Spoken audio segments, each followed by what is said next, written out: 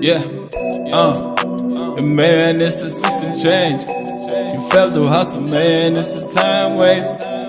All my life, I never be the same. Sometimes I feel like losing, but I hit it up again.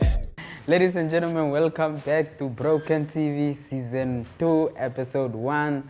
Yo, we are breaking the internet with this one. We got a special guest in the building, Reggie Films, man. How you doing? Good, How bro. you What's doing, up? bro? All good, man. All good. The first thing that came on my mind is, yo, the place is amazing. Thanks. The place is amazing, man. Trying to make it- What made you guys move from the old one to getting like a bigger space? I think just to be in town, closer to everyone, basically. Convenient to the clients, man. Exactly. You know, if it's easy for a client to come to you wherever you are, you know, it's easier for them to, you know, invest in your work. And yo, like, how did you just manage to get like a lot of creatives like under one roof and everyone is just working, everyone is creating stuff? That's actually a tough question to ask, eh? I mean, I don't even know how most of these people got here.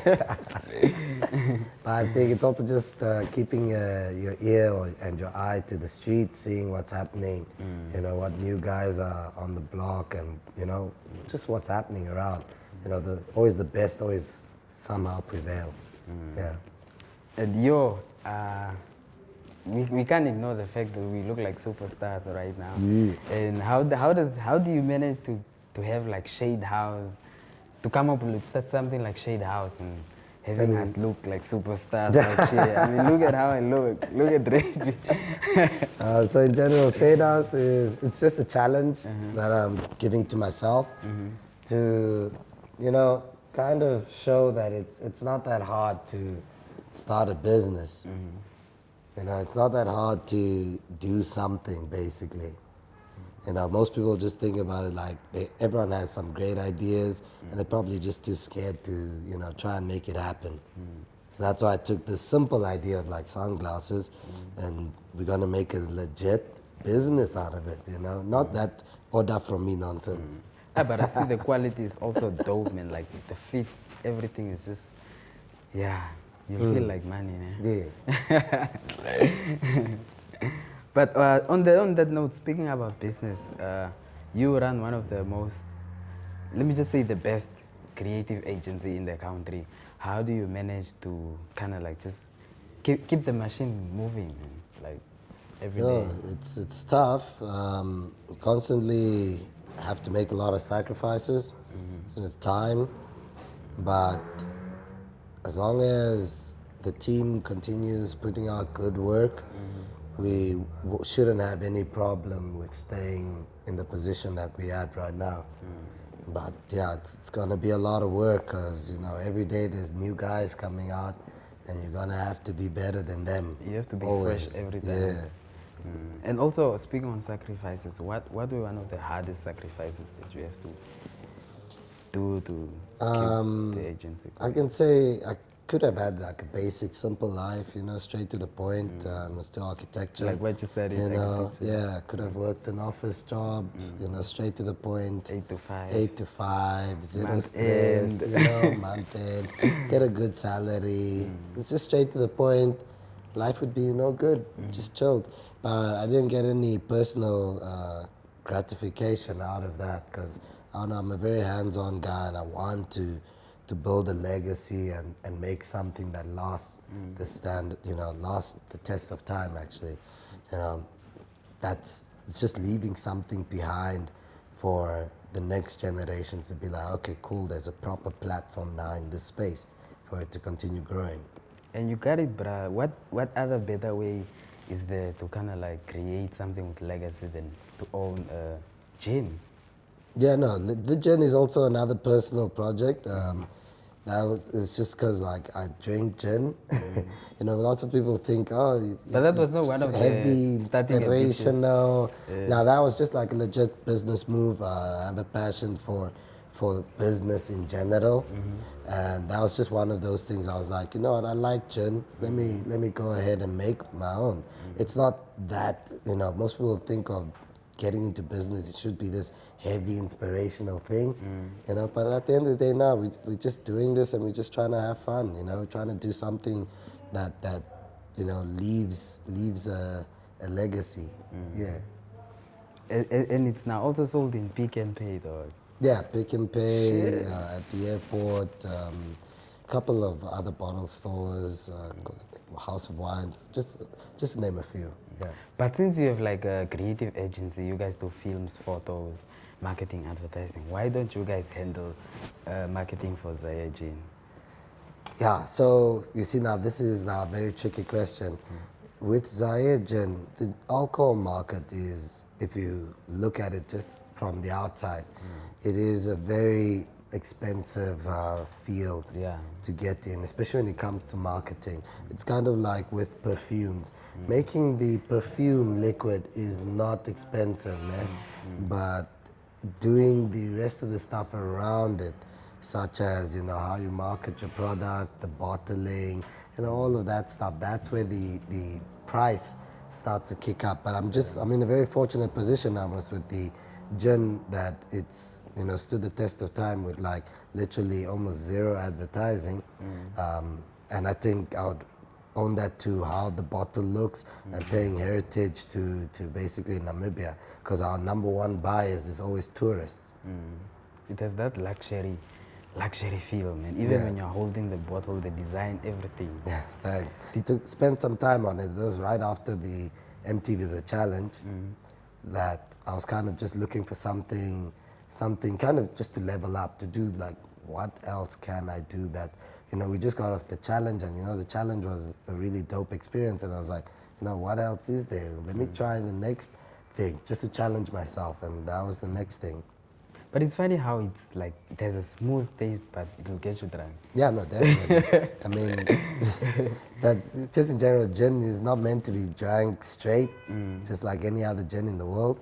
But like, it was one of the key points to try and make it smooth to the point that you could take it as a shot, but that is not the aim for it. Definitely not. Honey bush. Yeah. Ish, I was actually hoping that maybe you'll come with one of the bottles. You know, we'll do like a shot. Yeah, challenge.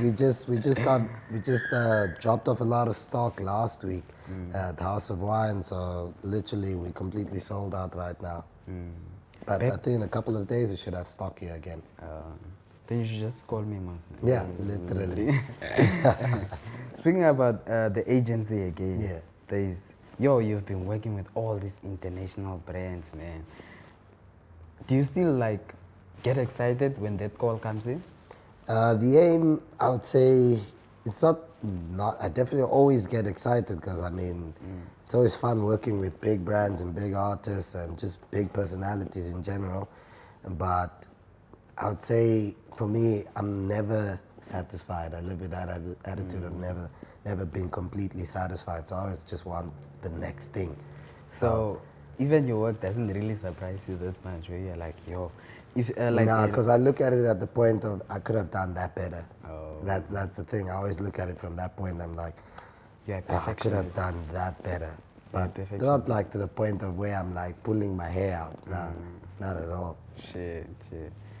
And like one of the things that I've realized, like when I walked into RFC, like it feels like it just feels like a family, man. Yeah, no, it's definitely a family environment, a family and friends environment here.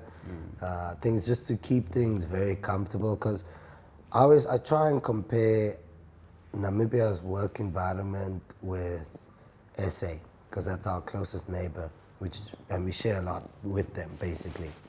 And in the marketing fields, it's two different worlds apart from what they do over there and how they price things and just the environment over there compared to here. So if we try and bring South Africa's, work environment here, it wouldn't work for the marketing fields, especially marketing, creatives, directors, everything like that, because there's just not enough output here in Namibia. So you have to try and do it in a way, that keeps everybody comfortable and happy and all of that.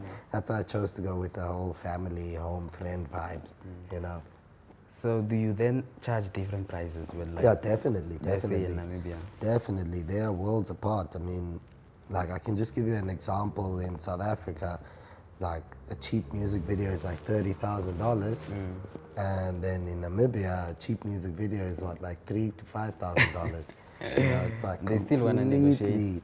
completely, and they still probably wanna be like, "Yo, bro, can you do some discount?" How can I just pay half now? Exactly, you know, so it's worlds apart. That I understood from the get-go. That's why the whole model was to build something that works and caters for both the artists and us, and the people we work with and us. So both of us are winning at the end of the day, because the only point at the end of the day is just to build the industry up. So, like, which brands do you then want to work with? You know, the ones that you look up to, like. I don't know. Bucket I don't have limits as in who I want to work with and who I wouldn't want to work with. At the end of the day, it's just what can that brand offer to us that helps us continuing to grow on our mission to whatever, you know, prosperity in some sense, you know.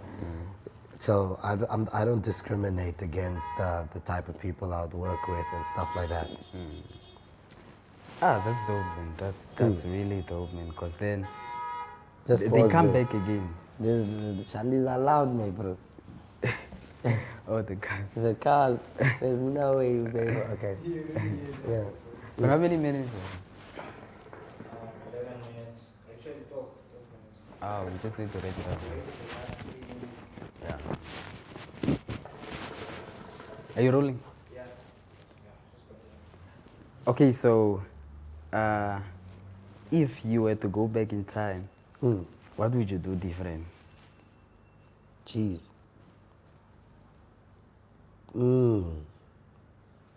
What would I do different?